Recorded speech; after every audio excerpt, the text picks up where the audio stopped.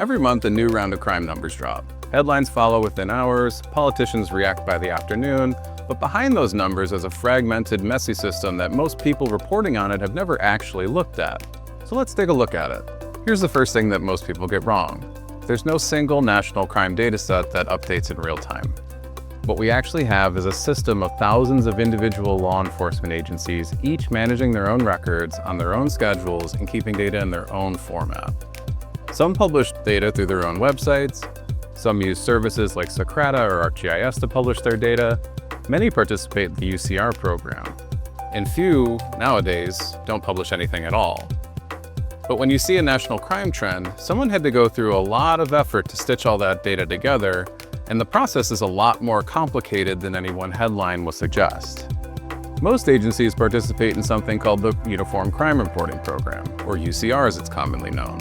They send their data to a state UCR representative, which then transmits the data directly to the FBI. The FBI, starting in fall of 2025, started publishing this data, or monthly counts, on their Crime Data Explorer app online. But not every agency participates in this program the same way.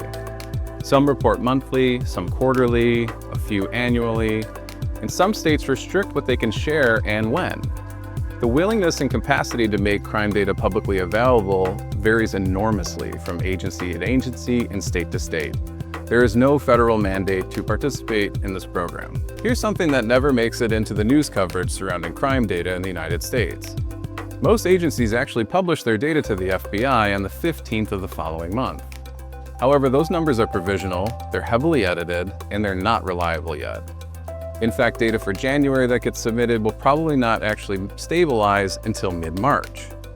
Now that's a 45-day lag between when something happened and when the numbers reflecting it are solid enough to actually report on. So the next time you see a headline about crime data from last month, it's worth asking whether that crime data has actually had enough time to settle and reflect the trends truly.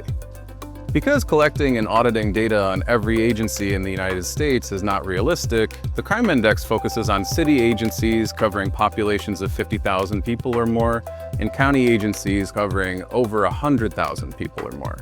That threshold exists for a practical reason.